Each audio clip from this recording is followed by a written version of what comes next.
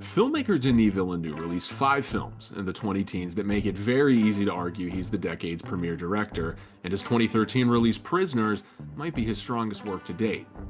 Like all great morality plays, Prisoners explores extreme behavior through the lens of archetypes who represent relatable roles more than defined original characters. But don't let that mislead you for a second. This film is brimming with performances so powerful they made Terrence Howard rethink math.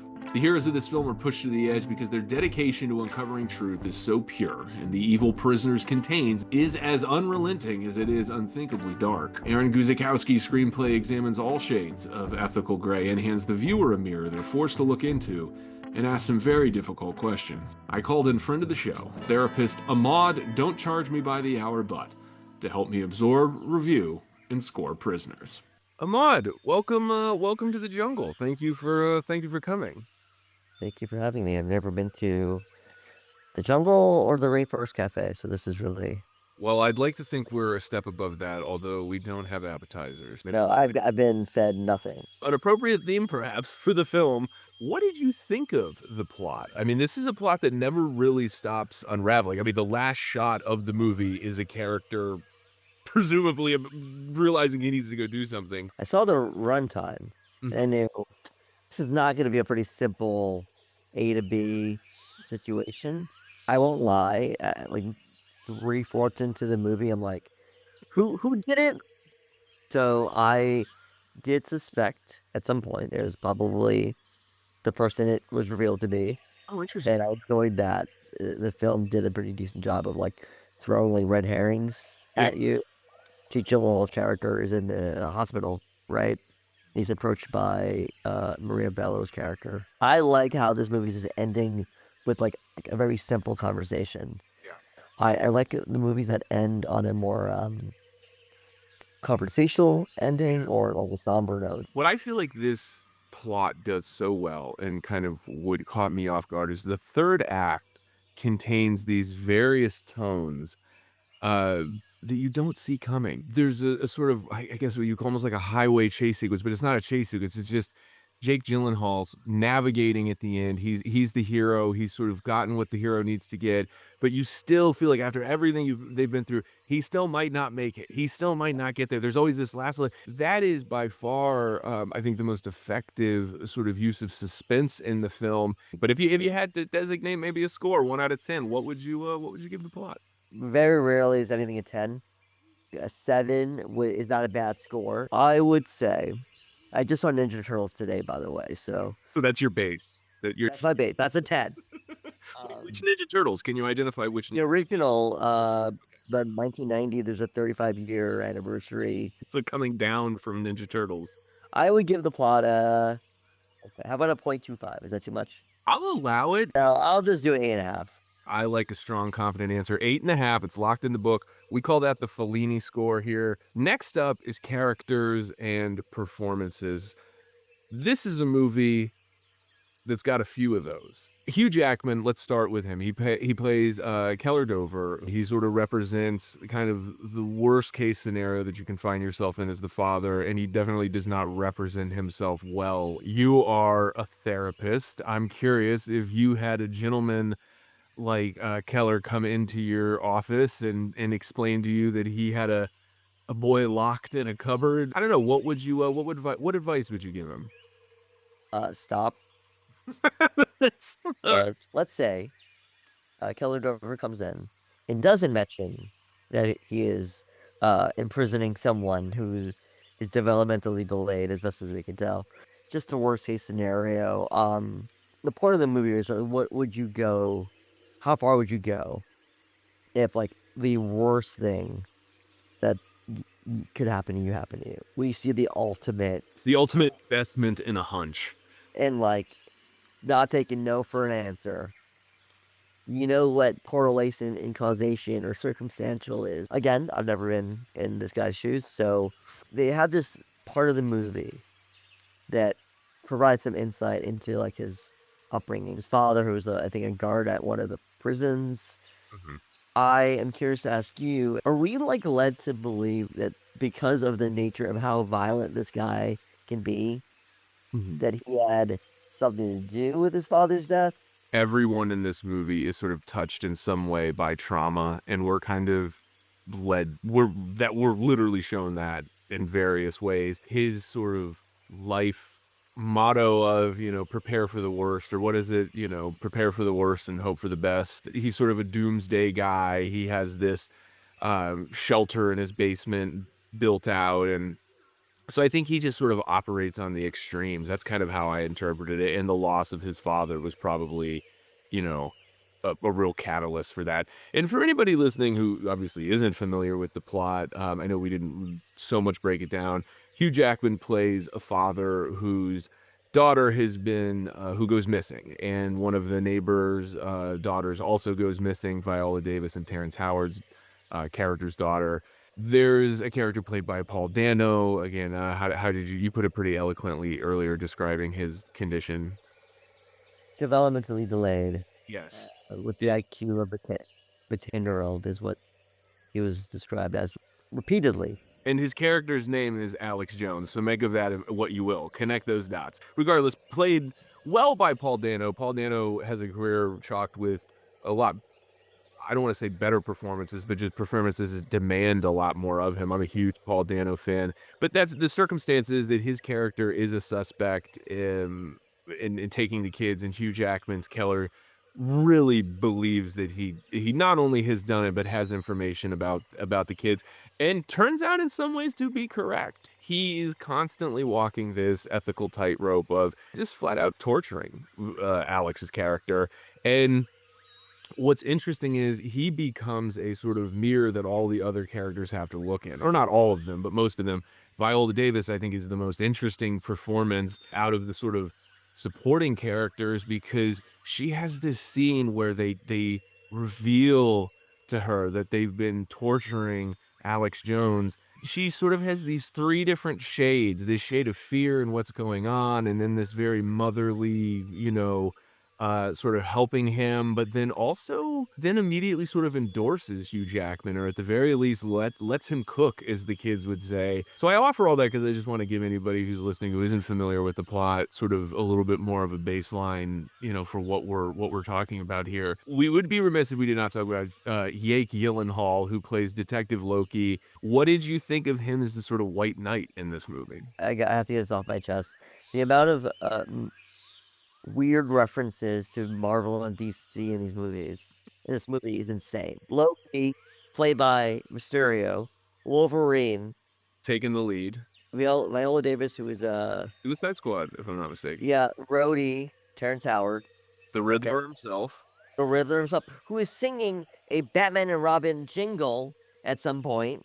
I see what you're saying. I see what you're putting down there, Mud. Yeah, and Zodiac, he played it so well that he walked that tightrope of like, is this guy gonna lose his mind? Yeah. He's unwinding at the seams.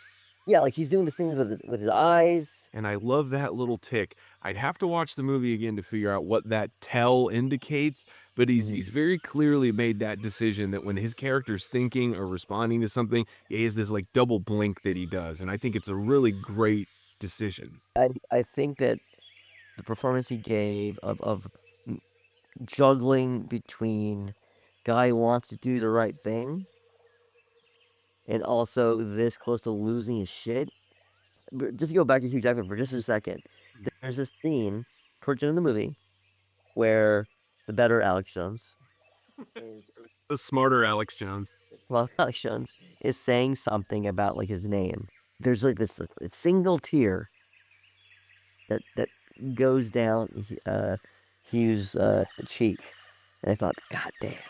Hugh Jackman performs with such an intensity in all of his roles, but it's this quiet intensity. Tyra Banks, who kind of coined the term about smiling with your eyes, I think Hugh Jackman could coin a term about screaming with your eyes. He's trying to hold back everything. He's trying to present this strong man, and this emotion is just squeaking out of his tear duct, and it rolls down. And it, again, just masterful control of his body and his ability to perform. It really, really is an inspired performance, you can tell. And I would be comfortable saying it's hard for me to think of a better performance that he gives in a film. And again, Every genre you can think of, he's performed in, and I think this movie demands the most of him, and I think he delivers in every way. He's so sort of, I need to be like a strong, I'm not gonna show you weakness. Like I'm just not gonna show you that I'm affected by this. Yep. Yeah, he just cracks and then you should have told me I wouldn't have done this. Just and there are people in the real world who are like this, by the way.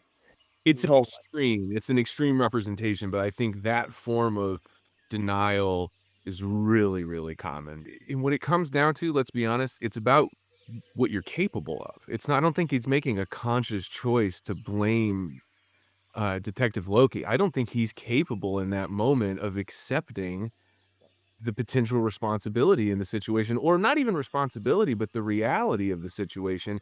And it's such a wonderful reward at the end when she is out there and they find her. Because as an audience member, I gave up hope and I thought they were crazy and I thought they needed to let go. I think the film also does a good job, and this is like part of the plot, I think, obviously, where once Maria Bello's character, like their daughter disappears, and the movie wants you to believe this woman is unreliable. Mhm. She's on medication.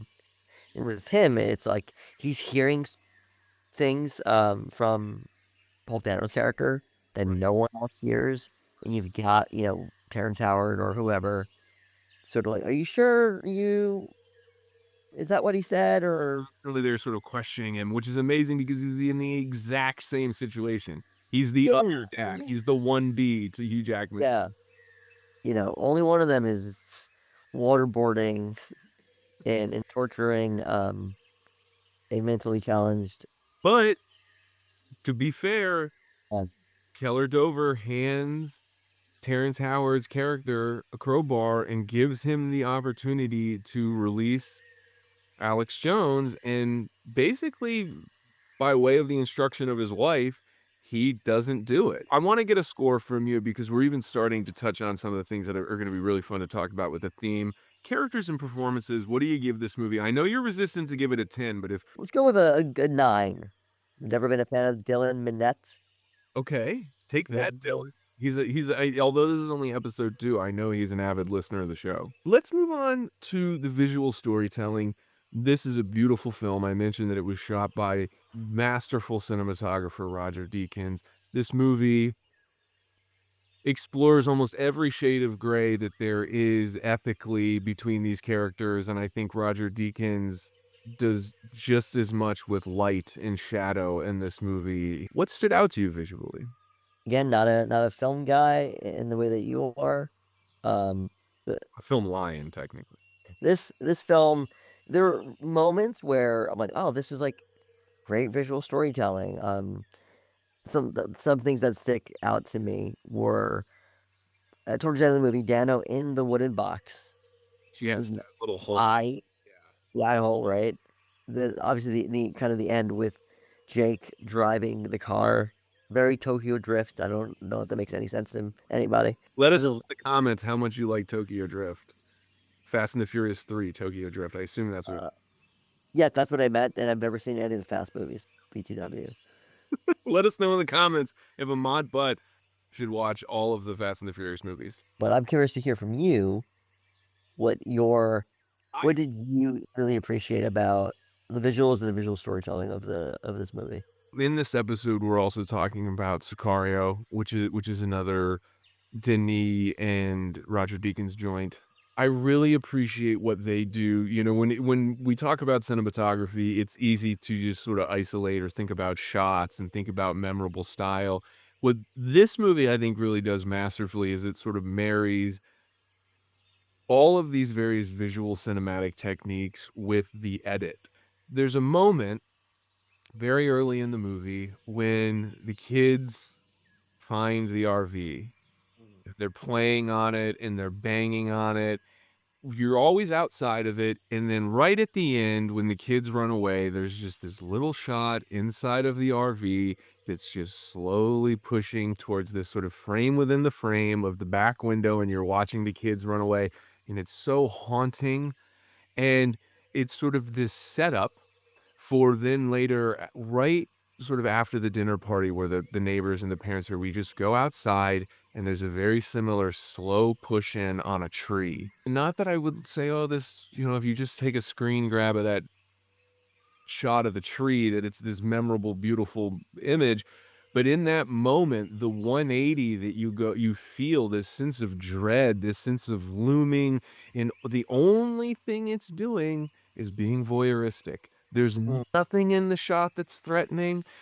Dare I say, there's probably already an establishing shot of the house earlier. Maybe there's not. The use of the camera in this, and I touched on this earlier, there's this decision that Villeneuve makes to never show the rescue, except when he finally gets the girl. When Detective Loki breaks into this house that Keller Dover's father left him, and it's just this abandoned house that Keller has been keeping Alex Jones in.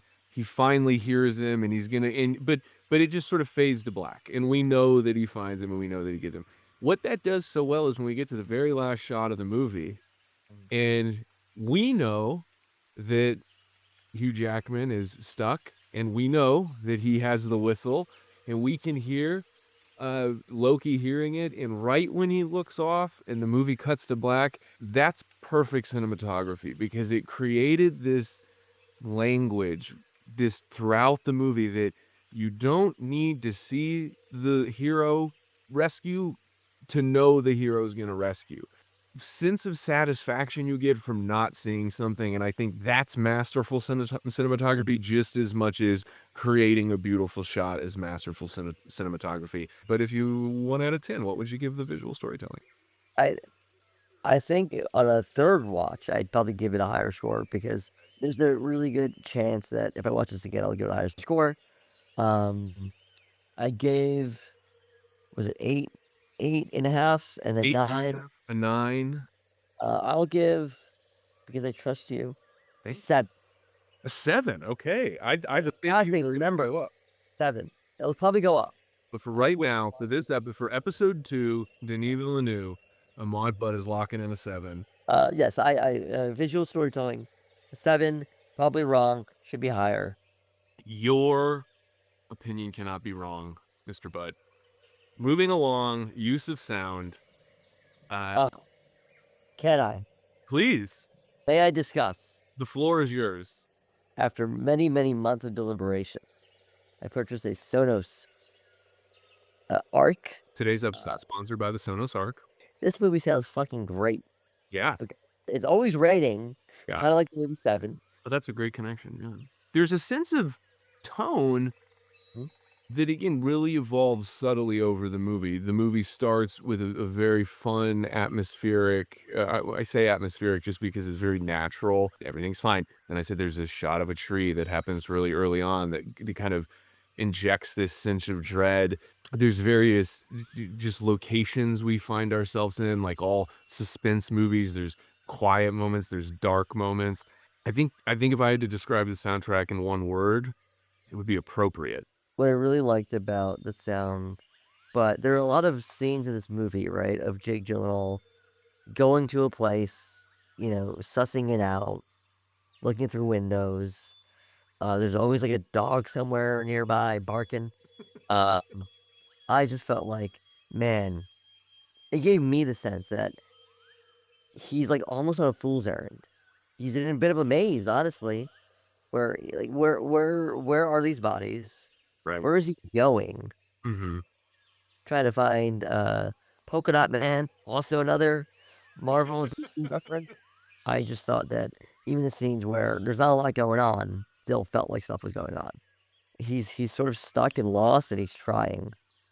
To say it's atmospheric, I feel like is almost an understatement because it's atmospheric of Jake Gyllenhaal's state of mind. What would you give it out of 10? Use of sound. A 7.5. 7.5 for use of I'm surprised this movie didn't have like an Atticus Ross, Trent Reznor. It felt like this is a movie that those two guys could have done their thing with. You know what? No, I'll give it an 8. Give it an 8. Okay, I'm crossing it out. I'm adjusting that to an 8. That brings us to the last category. That brings us to the category of theme. This movie is ripe with themes. I will present to you A very difficult question. If you had to isolate one theme that you would say this movie is truly traversing, what would you identify that theme as being? How far would you go? How far would you go?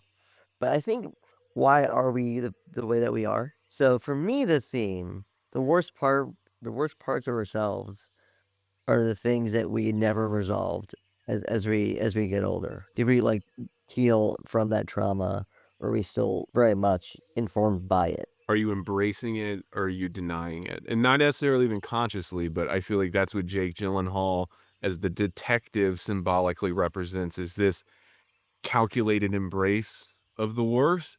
And Mhm. Hugh Jackman represents this emotional embrace of the worst. In many ways, he's denying logic. He's denying everything other than what he's feeling. Jake Gyllenhaal's character is denying his feelings and only acknowledging logic and facts. But like as the movie progresses, I think you see Jake really kind of unraveling when Bobby, other suspect, when he shoots himself. Jake is in the room with his boss, and the boss is like, "Hey, you got to get over it. These things Captain happen. Richard O'Malley, yes. You know, these things happen, and so you gotta get yourself a girl." Yet I think he starts off more calculated, less emotional, Mhm. and as the movie progresses, he's becoming pretty emotional.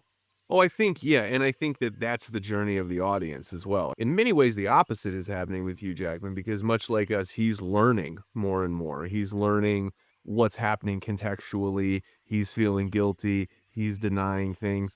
Whereas I think the more we learn about the situation, that almost allows Jake Gyllenhaal to kind of cut loose a little bit. But I think thematically, he still represents control. I think the way his character sort of ends in terms of an arc. You know, he's really given the opportunity at the end to sort of let loose emotionally, and he just doesn't. He's completely buttoned up. He's completely professional. You know, he just sort of kind of nods and says, "Yeah, like appreciate you," and sends him off. But obviously, I think a big theme in this movie is also generational trauma. When something goes unresolved, it's far more likely to reoccur, and the cycles that not only can repeat with an individual, but then by default happen within a community and how it rubs off and affects each other. Viola Davis and Terrence Howard's characters, they what represent what I think a lot of people actually represent in this world, which is people who are aware and can get involved and choose not to. And it forces us, the audience, to really make decisions about how we feel about them. Easy to make that distinction about Hugh Jackman. But anyhow, I'm confident in saying I don't think it's a movie that has a lot of themes. I think it just dives really deeply into a few. The Burke family, and like he has the option to free Alex Jones, and his wife's like, "Nah, think about our daughter." And he could have gone back at any point. He could have gone back on his own. He could have let that kid out. I mean, he knows where it is. He knows how to get in. He chooses to be ignorant. Probably a lot of people watching this movie can identify with and the choices that Jake Gyllenhaal makes or the choices that Hugh Jackman makes, because the choice to do nothing when you know something bad is going on because there may be some good that comes out of it is perhaps the most evil thing in many ways in this movie. Essentially, everyone in this movie makes a choice, right? When Jake Gyllenhaal is in visiting and he sees the pastor Mhm. laid out on the floor. A local pastor who's been drinking and is just passed out, so he kinda just breaks into his house, yeah. Is that illegal? Luckily for Detective Loki, he stumbles across a corpse in the priest's house, so I feel like that would probably go a long way in, covering up for anybody going, "Wait, was the door locked?" Did the priest kill that guy? Clearly a character who was tied to that maze cult. I guess you could put the pastor in, like, the Viola Davis category of he knew about all this stuff and never reported it, just kinda hid it, literally in the basement.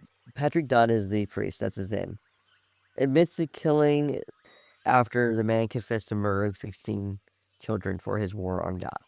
The priest did kill this sex pest. The villain at the end of the movie who is revealed, she's the older lady, she's played by, Melissa Leo. It is her husband who helped her or was the initial sort of invisible man, I think he's what he's referred to as in the movie, that was killed by the priest. Generational trauma, choices to a lesser degree. Yeah, really. How far do you chase a hunch? Prisoners is obviously the name of the movie. The Hunch was the original title of the movie. I do wonder what the working title of this movie is. I love working titles. I'm gonna confirm now. The working title of this film was The Hunch, Mm, which many people thought was a reboot of The Hunchback of Notre Dame, and they of got a course. very different movie. Which I'm sure Hugh Jackman would actually make a great Quasimodo. You got Mm. to give the theme a 1 out of 10. Rating You got to give it a rating, 9.5. a 9.5. 9.5. Okay, I thought you said 5.5 for a No, second. no, It's like, imagine. It was what a shocked. slap at the face. I'm gonna reveal your rating here. All right. You gave the plot an 8.5. You gave the Yeah. characters and performances a 9. You gave the visual storytelling a 7. You gave the use of sound an 8, and you gave the theme a 9.5. That gives you a total of 84, which is a solid B. I'm gonna keep it where it's at. You know why? There are not a lot of 100% movies, okay? It's true. I'm somewhat vindicated that on IMDb, it's 8.2. It's an 8.2. Okay, so Right? yeah, you gave it an 8.4 basically, if it's an 84, so you feel like you've given it a more kind review than IMDb. Yes, and Rotten Tomatoes is 81%. Again, it could have been higher if I was paying attention to visual storytelling. Right? Well, let me tell you what my score was. You gave it an 84 and a B. Uh, I gave the plot a 10. I felt like for me, it I couldn't really ask for more. For characters and performances, I gave this a 10 as well. I feel like we've got a couple career bests in here. Visual storytelling, I did give it a 10. Again, I really try to score each movie just unto itself, not really compare it to other movies. I felt like this did everything it needed to do. There's lots of really beautiful, memorable shots. I think sequentially, the way everything is together and again, the way Roger Deakins uses light in this movie is really masterful. Use of sound, again, I gave it a 10 because I felt like technically it's really perfect and tonally it's really effective. And for theme, I gave it a 9.5. To get a 10 out of 10 in theme, I feel like a film needs to, in and of itself, become an example of what the theme is about. Obviously, this movie is about generational trauma, it's about choices. So I think it can't really be an example of that. This movie really does force the audience to make choices about how it feels about the situation. So for me, it's a 99. If we average ours out, That feels like a 92.5. a 91.5 is the average. So yeah, that's an A minus. I want you to know I was part of the gifted and talented crew back in the day because I scored really high on my math. I think you're very gifted and talented. I have two questions before you go. The first question is, did this movie impact the likelihood of you to rent an RV moving forward? I also like station wagons in case any listener wants to buy me a station wagon. Okay, please comment. Leave a comment if you want to buy a mod, a station wagon. That would be very generous. Yeah, I will say this though, it's maybe less likely. So less likely that answers that. Then my second question is, will you come back? Will you come back to the jungle and review another movie with me? I loved having you. This was fantastic. Al, I'm always yours. I'm always yours.